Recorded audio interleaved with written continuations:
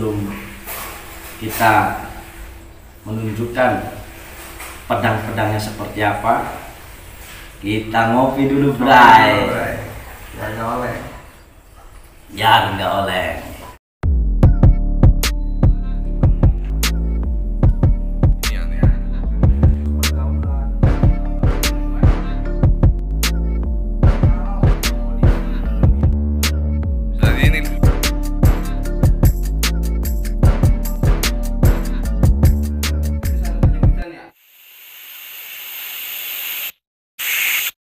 Assalamualaikum warahmatullahi wabarakatuh. Waalaikumsalam. Ketemu lagi dengan saya Muhammad Aan Anwarudin di channel YouTube Pedang Golok Nusantara. Sahabat-sahabat, kali ini saya kedatangan tamu spesial, tamu yang luar biasa. Beliau adalah guru saya dan ketua GPS atau pelestari GPS Golok Pedang Sepuh Nusantara. Nah, beliau namanya Kang Teguh Cahyadi, asal dari Kuningan, cuma sekarang aktivitas di Jakarta. Beliau yang mempelopori bersama para sesepuh yang lain untuk melestarikan, untuk mengkampanyekan bahwa Nusantara, bahwa Indonesia memiliki kekayaan yang luar biasa dalam bentuk senjata tradisional, yaitu pedang dan golok. Dan kali ini kita akan menunjukkan, akan mengenalkan beberapa varian pamor dalam bilah golok. Nanti beliau akan menjelaskan mungkin filosofi atau makna dari setiap pamor tersebut. Tapi sebelum kita menunjukkan pedang-pedangnya seperti apa, kita ngopi dulu, Bray. Biar nggak oleng. Biar nggak oleng.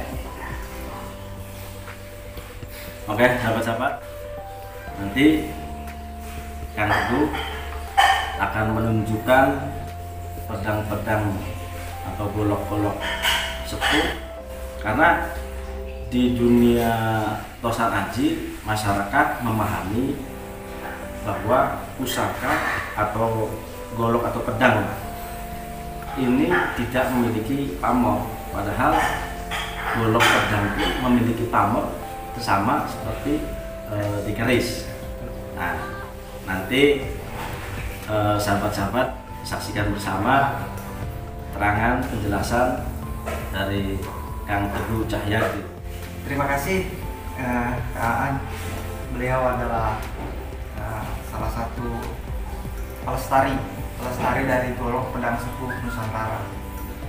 Saya sangat berterima kasih sama Kang Aan sudah diundang ke sini. Seperti yang tadi sudah Kang Aan sampaikan, memang di Nusantara kita ini pusaka itu identik dengan keris. Nah, sebetulnya pusaka itu bukan hanya keris, kan? Banyak. Ada pedang, ada golok, ada pisau raut, ada kudi, ada pangot, ada wedung, dan masih banyak lagi. Nah, kebanyakan pusaka itu juga kebanyakan itu berpamor seperti keris. Makanya untuk golok sendiri itu belum banyak orang mengulasnya. Golok ini juga tidak kalah pamornya dengan keris. Bagus-bagus dan beragam. Nah, kali ini saya akan sedikit saja membahas tentang pamor pada golok. Biasanya orang kenal dengan namanya pamor kulit semangka, pamor pendaringan kebak, pamor brasuta atau mosuta. Kadang-kadang orang bingung, kan? Ya. Bingung membedakan apa sih yang membedakan dengan ketiga pamor tadi? Karena memang secara sepintas terlihat sama, betul kan? Terlihat sama. bahkan mirip, tapi ada perbedaan. Nah, yang pertama nih, saya akan mereview ini namanya pamor kulit semangka. Nah, pamor kulit semangka ini motif pamornya itu besar-besar seperti pada kulit semangka. Nah, tuahnya diyakini oleh leluhur kita dulu untuk memperluas pergaulan, untuk menambah persaudaraan, seperti itu kan. Jadi kalau pamor itu sengaja diciptakan oleh empu sejadinya, atau memang kalau misalkan pamor kulit semangka dibuat secara khusus, cara dan lain sebagainya itu nanti jadinya kulit semangka juga kan? Atau sejadinya? Ada yang empu yang sejadinya gitu kan. Ada juga yang direkan atau direncanakan terlebih dahulu untuk membuat pamor. Nah, tadi ini pamor kulit semangka. Dan yang ini pamor wasutah atau beras utah, artinya beras yang tumpah, artinya beras yang melimpah. Ada perbedaan di kedua pusaka ini. Kalau tadi yang kulit semangka itu motifnya besar-besar, nah kalau yang di kulit semangka ini motifnya mirip, hampir sama, hanya dia ada butiran-butiran kecil seperti beras, makanya disebut beras utah. Nah, filosofinya juga maknanya beda. Beda.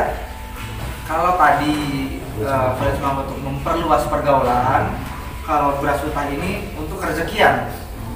Artinya kan beras yang tumpah atau beras yang melimpah.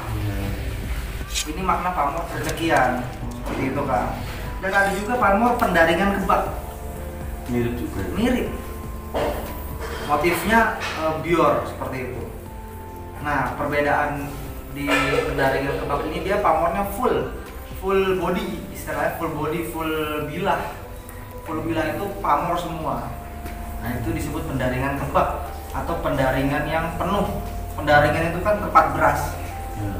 Pendaringan kebak, pendaringan yang penuh. Sama tuanya untuk kerezekian juga kan. Sama dengan beras utah. Sama dengan beras utah untuk kerezekian juga. Dan di golok ini pun atau di pedang pada umumnya ini pamornya tidak kalah dengan pamor keris. Nah, itu kan. Ada macam-macam juga. Nah, di sini saya juga ada pamor yang disebut kol buntet, dan juga ujung gunung. Dua pamor. Dwi pamor. Oh, dwi pamor. Nah, yang di bagian bawah ini kol buntet diteruskan dengan pamor ujung gunung. Dia pamornya dari bawah muter lagi ke bawah, disebut ujung gunung. Nah, tuahnya ini oleh leluhur kita dulu dipercaya kalau kol buntet ini sebagai jembatan, sebagai tolak balak, tolak guna-guna, tolak santet, bisa juga untuk mengusir roh-roh jahat, makhluk-makhluk halus yang ingin mengganggu kita. Ya, intinya pamor kol buntet ini pamor untuk tolak balak. Biasa disimpan di rumah ini. Bisa disimpan di rumah. Nah, untuk pamor ujung gunung itu artinya atau tuahnya itu bisa menjadikan si pemilik pusaka berada di puncak karir, seperti puncak gunung. Oh, berarti pejabat atau artis. Bisa. Biasanya yang mencari pamor seperti ini ya seperti kalangan pejabat, artis atau pengusaha yang naik itu. Seperti itu kan. Nah, ada juga pamor yang disebut batu lapak kan. Hampir sama. Mirip. Tapi berbeda ya kan ya. Iya. Bisa terlihat berbeda. Sama-sama terletak di bagian bawah. Kol buntet itu lebih bulat, sedangkan batu lapak lebih lonjong. Seperti itu kan. Nah, batu lapak ini tuahnya berbeda lagi kan. Dengan kol buntet ini tuahnya berbeda lagi. Nah, kalau batu lapak ini mencegah hal-hal yang tidak diinginkan oleh si pemilik. Nah, itu kan. Ada adek. Ini kalau saya lihat singkir kan? Oh, singkir. Bukan adek, bukan. Bukan. Kalau adek itu garisnya lebih besar. garisnya lebih besar. Kalau ini lebih halus. Ada yang bilang singkir, ada yang bilang merambut. Nah, tuahnya ini si singkir ini sama untuk menolak bala juga. Kalau zaman dulu tuh biasanya kan kalau ada wabah penyakit atau wabah yang mengganggu pertanian gitu kan. Oh, Nah, bisa pakai pamor singkir. tolak balanya beda lagi. Beda lagi. Apa? Kolbuntut. Kolbuntut. Nah, beda. Kalau kolbuntut lebih ke pribadi ya. Iya. Tolak bala pribadi si pemilik. Kalau ini lebih ke aset. Aset, itu kan. Kalau di kalangan pengusaha aset, kalau di kalangan petani kebun atau sawah. Nah, betul. Nah, satu lagi Kak. Ini saya lihat ada pamor Junjung Derajat nih. Saya lihat pamor Junjung Derajat berbeda dengan ujung gunung. Iya. Nah, berbeda. Kalau ujung gunung tadi kan untuk menjadikan si pemilik di atas puncak karir. Iya. Nah, kalau Junjung Derajat ini untuk menapaki puncak karir tersebut. Biar terus meruncing. Nah, betul kan. Makanya bentuknya seperti segitiga yang disusun. Iya. Segitiga yang disusun. Nah, filosofinya itu untuk menapaki karir supaya lancar karirnya. Biasanya ya para pejabat, para karyawan-karyawan seperti itu yang ingin pangkatnya naik, ya mereka cari pamor seperti ini.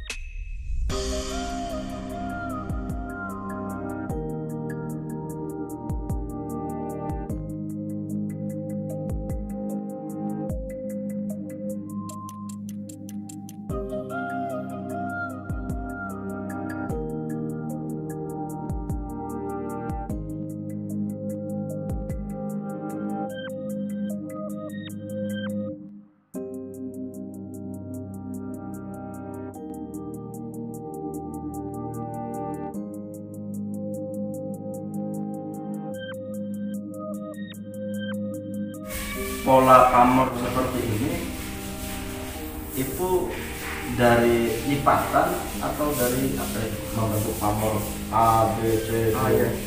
Jadi pamor itu terbentuk karena Dari munculnya pamor itu dari apa ya? ada dua hal Kang. Yang pertama bisa dari lipatan. Nah, sebelum selorok baja dimasukkan kan besi sama nikel digabung jadi satu.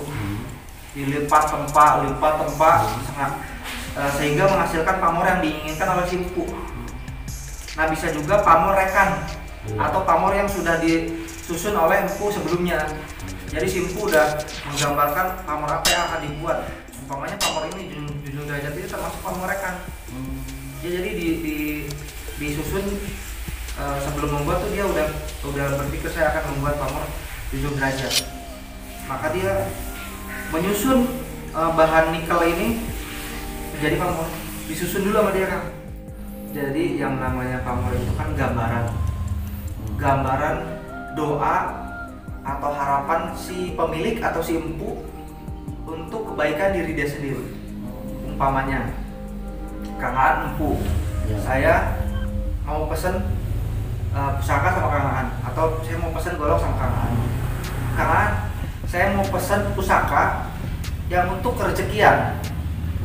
Nah, sama Kang Aan dilihat dulu tuh kepribadian saya, dilihat dulu tanggal lahir saya dihitung dulu sama Kang Aan. Oh, ternyata pamor yang cocok untuk Kang Teguh tuh kerezekian pamor pendaringan kebak umpamanya. Ya udah, nanti Kang Aan bikin pamor pendaringan kebak untuk saya. Beda lagi gini Kang Aan, saya mau bikin pamor untuk tolak bala umpamanya. Nah, Kang Aan bikin pamor tolak bala kayak kolbuntut atau batu lapak atau singkir seperti itu. Jadi tergantung permintaan si pemilik.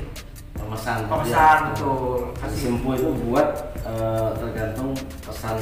Nah, tergantung pesanan si pemilik betul. Pemesan itu. Pemesan betul. Nah, Kang Teguh nih selama di pelestari golok dan pedang sepuh pernah nemuin apa pamor sedikitnya berapa kira-kira? Kalau saya selama Kurang lebih sekitar berapa? ini kurang lebih paling banyak ya Kang ya. Dalam satu bilah ada yang sampai 6 pamor. Dalam satu bilah ada 6 pamor. Betul Kang, 6 pamor. Ada yang 5 pancawarna. 5 pamor. Jadi dalam satu bilah itu komplit pamornya, ada pamor rezekian, ada pamor tolak bala, ada pamor untuk memperlancar karir ada. Jadi satu bilah itu komplit pamornya. Nah, selama ini banyak berarti varian pamor. Banyak sekali ya. Ada sekitar sedikitnya berapa? Nemuin berapa pamor? ya. Kita itu masih ikut pakem ke keris. Karena golok sendiri belum punya pakem pamor sendiri. Jadi nama-nama pamor ini kita ambil dari keris. Artinya sama lah. Sama, betul kan.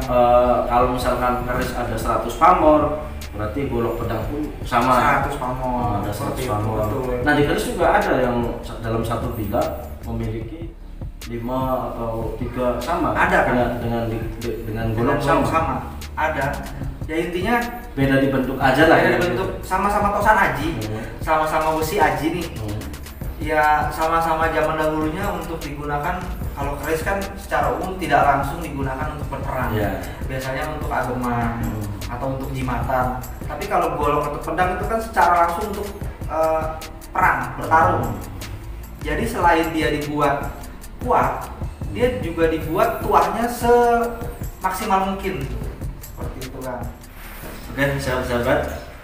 Tadi tamu kita yang luar biasa ini Kang Teguh Cahyadi menjelaskan tentang pamor dalam bilah pedang maupun golok, dan ternyata kata beliau kalau misalkan keris ada 100 pamor, golok pedang pun sama, pembuatan tempat mungkin sama seperti di keris.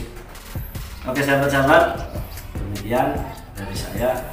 Apabila ada keterangan, penjelasan kita kurang atau ada yang salah, saya mohon maaf yang sebesar-besarnya. Tonton terus, like, subscribe, dan share. Sekian, salam budaya, salam lestari. Assalamualaikum warahmatullahi wabarakatuh.